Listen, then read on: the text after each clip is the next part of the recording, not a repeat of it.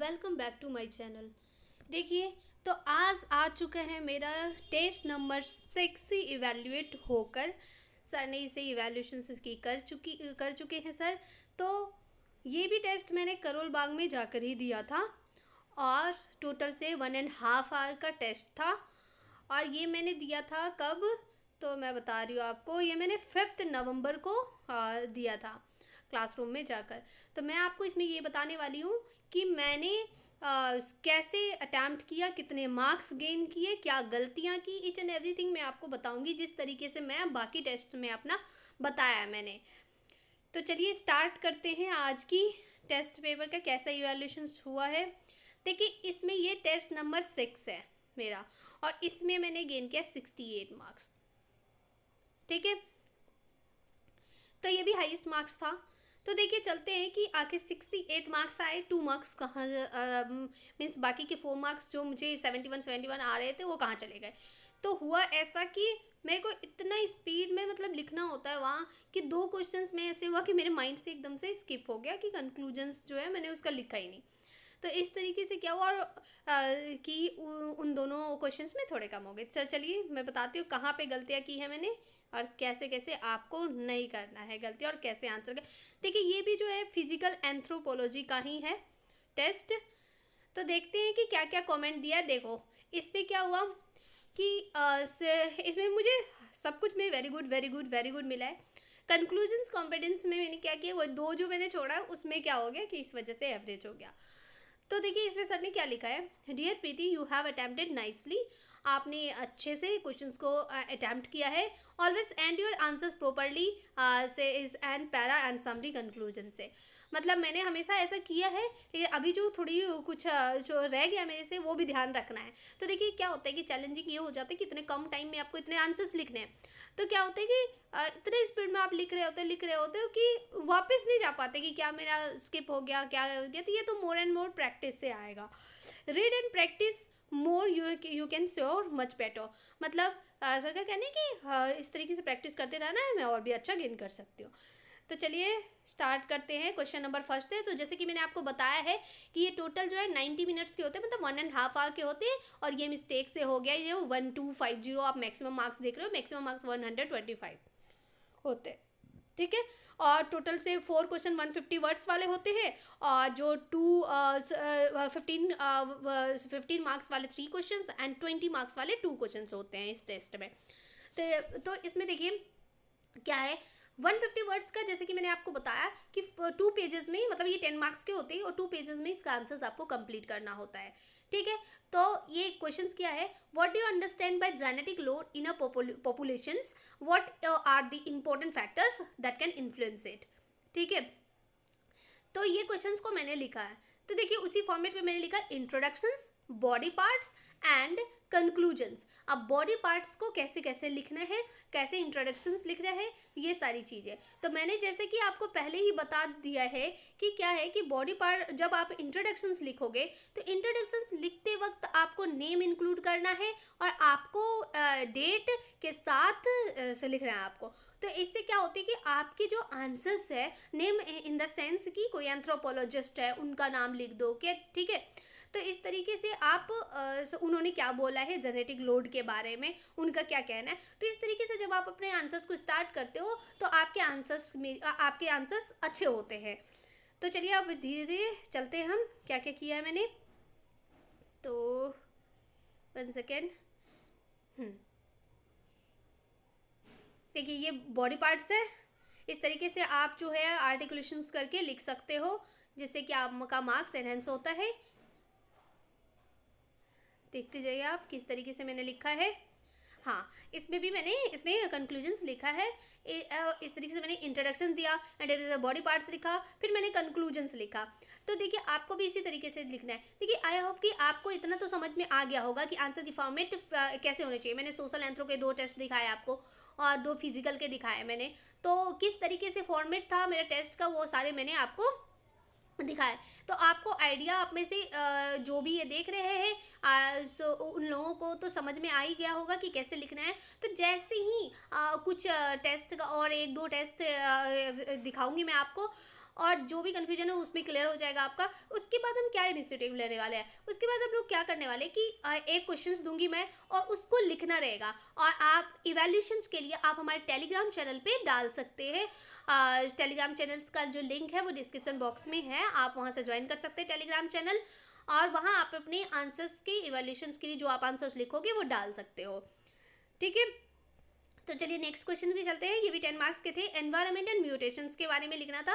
तो उसी तरीके से देखिए मैंने क्या किया कि पहले उसको डिफाइन किया, उसके बाद इस तरीके से मैंने लिखा, सर ने लिखा include names to support your answers, मतलब और भी नेम्स जो है उस पर इंक्लूड करना है। मैंने आपको क्या बोला कि वो बहुत ज़्यादा इंपॉर्टेंट है, उसको आपको एकदम से ध्यान में रखना है। अगर आपने नहीं लिखा तो आपके मार्क्स कम हो जाएंगे, अगर आपको बाकी से मार्क्स ज़्यादा लाना है तो आपको तो वो करना ही पड़ेगा।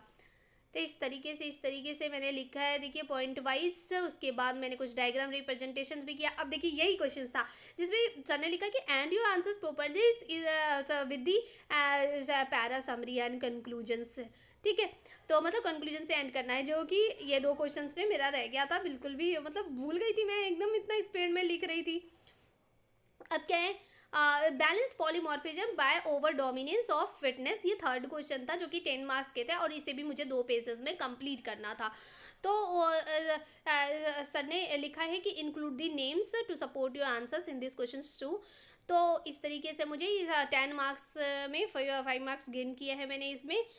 और इस तरीके से देखिए इतना ही मार्क्स टेस्ट में आप कितना भी मतलब इस तरीके से चेक होता है कि उसमें मार्क्स आपके जो एग्ज़ाम के कंपेरिजन में, तो उसके कंपेरिजन में काफ़ी अच्छे से चेक करते हैं सर लोग, और आपको हर चीज़ अच्छे तरीके से बताते हैं कि आपको क्या क्या करना है, इससे ये पता चल जाता है। और मैंने सोचा कि जो लोग एफर्ट नहीं कर सकते तो टेस्ट नहीं बाय किया है, तो मैं जिस कन्फ्यूजन में थी तो उन कन्फ्यूजन्स में आप ना रहो, आपकी जो जितनी भी कन्फ्यूजन है वो क्लियर हो, इसलिए मैं आपके लिए ये टेस्ट आपको दिखा रही हूँ।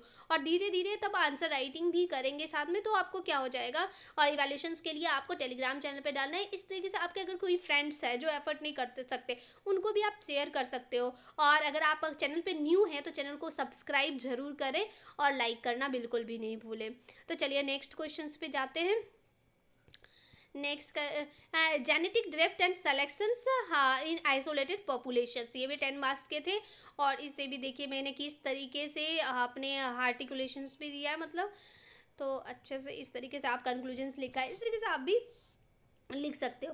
देखो ये चैलेंजिंग होता है कि उस टाइम में आपको कंक्लूजन्स लिखना, इंट्रोडक्शन लिखना, उनका नाम याद रहना, तो आप लेकिन प्रैक्टिस करते रहते हो तो आपका ये सारी चीज़ें क्या होता है, क्लियर हो जाता है।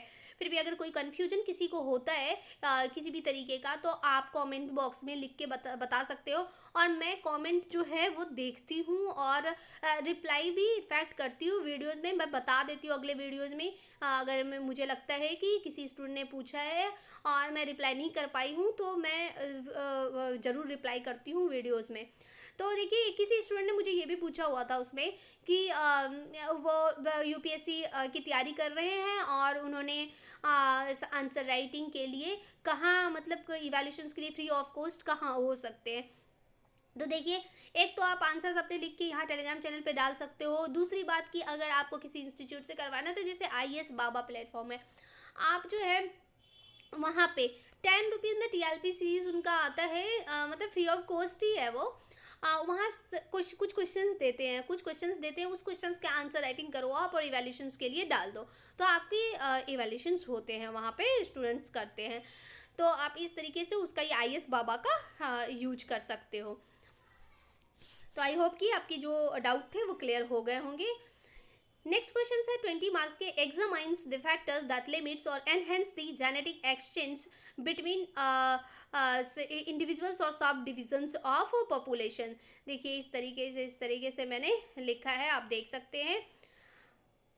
आपको और भी अच्छे से देखना है तो वीडियोस को रोककर या बार बार देखकर आप अपना क्लियर कर सकते हैं। तो देखिए इस तरीके से एंड पैरा ये करना था, टाइम ही मतलब इतना ये हो जाता है, ये चैलेंजिंग, ये प्रैक्टिस करने से आपका आ जाएगा। Discuss the single factor multi factors and polygenic inheritance in man's, 15 marks के थे ये क्वेश्चन, 8 मार्क्स गेन किया है और यही हाईएस्ट रहता है, 15 में आप 8 हाईएस्ट मार्क्स होते हैं। तो इस तरीके से देखिए पॉलीजेनिक इनहेरिटेंस को मैंने पहले क्या किया, उसको डिस्क्राइब किया, डिफाइन किया। उसके बाद मैंने उसके बॉडी पार्ट्स लिखे, इस तरीके से ग्राफ रिप्रेजेंटेशंस भी दिया मैंने। और मैंने जैसे कि आपको पिछला वीडियो में बताया कि जो फिजिकल एंथ्रो है ना, उसमें आपको ये ध्यान रखना है, जो एग्जाम्पल्स है और जो डायग्रामेटिक रिप्रेजेंटेशन होता है वो आप ज़्यादा करो, क्योंकि फिजिकल एंथ्रो में ज़रूरी है वो। इस तरीके से आप कर सकते हो। देखिए जैसे मैंने किया है। नेक्स्ट क्वेश्चन से 15 मार्क्स के ही, इसमें भी मैंने 8 गेन किए। Describe the genetic effects of consanguineous and the cousins marriage. तो इस तरीके से आप लिख सकते हो। ये तो इसमें तो आपको बहुत सारे माइंड में एग्जाम्पल्स भी आ सकते हैं। देखिए मैंने जैसे दिया है reason of practice Ashanti of Ghana, Trobriand and silence, Bedouins of Arabia, ये सारी चीज़ें मैंने दिया है। तो आप भी एग्जाम्पल जो है कलेक्ट करके लिख सकते हो। इस तरीके से मैंने लिखा है, देख सकते हैं आप। कंक्लूजन से एंड किया है। नेक्स्ट क्वेश्चन है 15 मार्क्स के ही है ये भी। What is recombinant DNA technology and how it is done and discuss it's implication in human health. तो डीएनए टेक्नोलॉजी क्या है, सबसे पहले मैंने ये लिखा। उसके बाद मैंने जो टूल्स रिक्वायर होते हैं डीएनए टेक्नोलॉजी के लिए वो लिखा मैंने।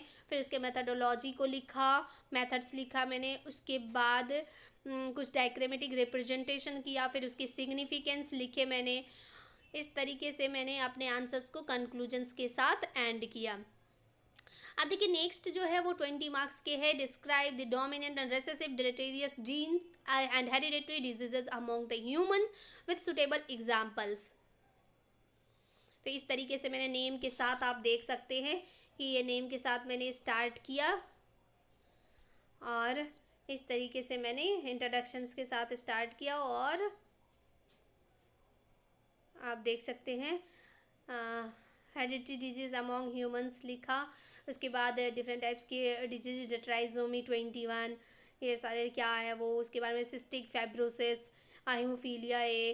तो इस तरीके से मैंने डिस्क्राइब किया और इस तरीके से अपने एंड किया। इसमें भी मेरा माइंड से ये स्किप हो गया था conclusions, due to lack of time ये ऐसा हो गया। तो देखिए इस तरीके से मैंने अपने टेस्ट को किया कंप्लीट, और मिलते हैं नेक्स्ट टेस्ट के साथ। तब तक के लिए बाय बाय, टेक केयर। आप अपने फ्रेंड्स से भी शेयर करें और लाइक ज़रूर करें और शेयर करें, ताकि मुझे भी मैं भी मोटिवेट हूँ कि मैं और भी ज़्यादा आपके लिए ला सकूँ अच्छे अच्छे वीडियोज़, ताकि मुझे भी सपोर्ट करो आप, ताकि मैं आपके लिए अच्छे अच्छे वीडियोज़ ला लूँ। मुझे भी लगे कि आपके लिए ये क्या है, बेनिफिशियल्स है और आप लोग यूज कर रहे हो। ठीक है, तो चलिए नेक्स्ट टेस्ट के साथ मिलते हैं। तब तक के लिए बाय बाय, टेक केयर।